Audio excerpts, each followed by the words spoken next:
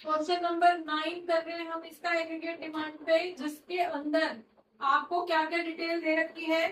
आपको इनकम दे रखी है 0, देन 100, 200 एंड 300।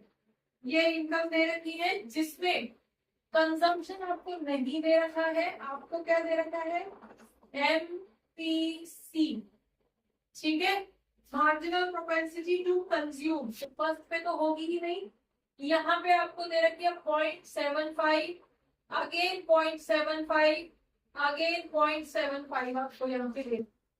ठीक है, यहाँ पे एक कॉलम सेविंग्स का दे रखा है और ये बता रखा है कि ये -30 है, -30 है। ठीक है, उसके बाद में सब आपको कैलकुलेट करनी है और एवरेज प्रोपेंसिटी टू कंज्यूम आपको निकालना है।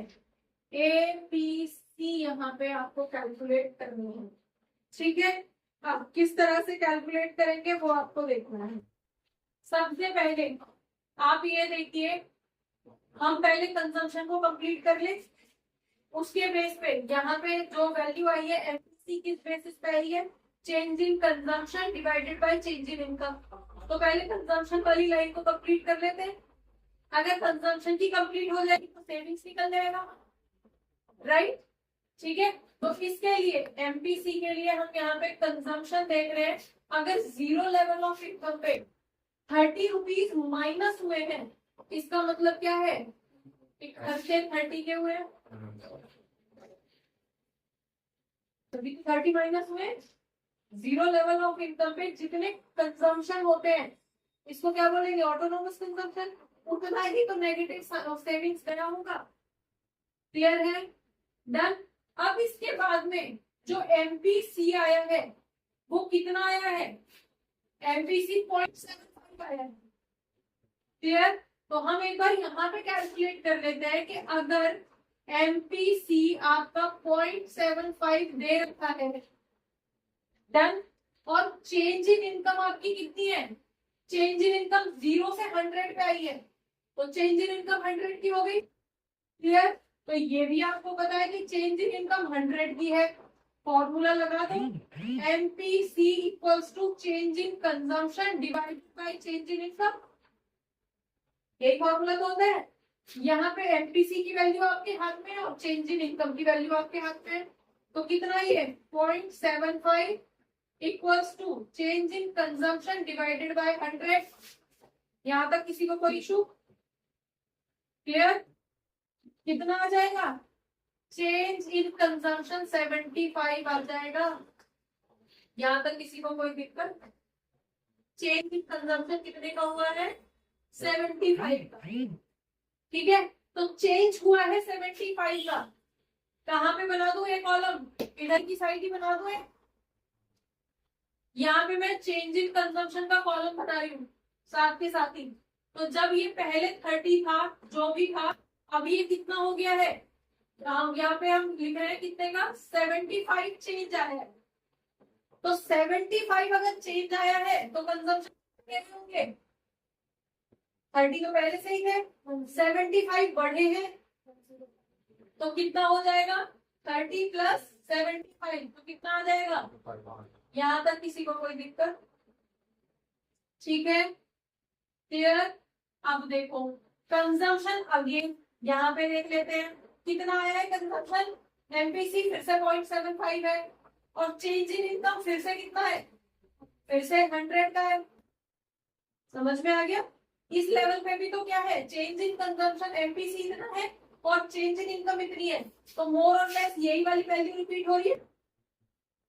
यही वैल्यू रिपीट हो रही है, इसका मतलब फिर से चेंज इन कंजम्पशन 75 का आएगा, फिर से 75 का आएगा। इसका मतलब है कि 75 यहाँ पे फिर हेड ऑन हो जाएंगे, फिर से चेंज इन कंजम्पशन 75 का है, तो 75 फिर यहाँ पे ऐड हो जाएंगे, तो कितना हो जाएगा? 180। यहाँ तक किसी को कोई दिक्कत? फिर ये वाला अगेन 0.75 है, तो इसका मतलब फिर से 75 बचेगा, राइट। तो इसका मतलब यहाँ पे कितना आ गया? अगर हम 75 कर दे तो 255 कंजम्पशन निकल गया। हमने कंजम्पशन की क्यों निकाला, हमने ये डायरेक्टली क्यों नहीं निकाले?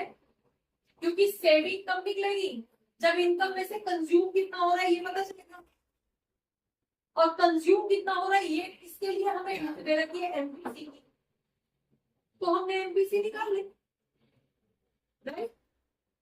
एमपीसी के थ्रू हमने पहले कंजम्पशन निकाल लिया। आप बताओ तो जरा सेविंग कितनी रहेगी, यहाँ पे तो माइनस हो गई, ये माइनस का 5 क्लियर है भाई, ये देख लेना, ठीक है। यहाँ पे कितना रहेगा 25, देन यहाँ 45 की सेविंग्स रहेगी, क्लियर है। ये लाइन पैरेलल रखेगा, देन सेविंग्स निकल, एपीसी निकाल दो। एपीसी कैसे निकलती है, कंजम्पशन डिवाइडेड बाय, डायरेक्टली करेंगे ना तो 30 डिवाइडेड बाय 0 इन्फिनिट, कितना कंजम्पशन 105 डिवाइडेड बाय 100 1.05, ठीक है। 180 डिवाइडेड बाय 200 तो कितना आ जाएगा 9/10, तो 0.9। समझ में आ गया कैसे आ रहा है, यहाँ पे लिखो क्या, कितना है 180 डिवाइडेड बाय 200 इक्वल 0.9। ये कैसे आया वैल्यू, क्लियर है। कितना 105 divided by 100 equals to 1.05, clear है। चलिए ये वाली वैल्यू कितनी आएगी 255 डिवाइडेड बाय 300। अब बता दो जरा कितना आएगा डिवाइड करके, 2 8 जा सॉरी 3 8 जा 24, ठीक है, और 3 5 जा डन, और पॉइंट यहाँ पे लगेगा 0.85 आएगा, 0.85। देखो आंसर इस तरह से कैलकुलेट, क्लियर है, समझ में आ गया।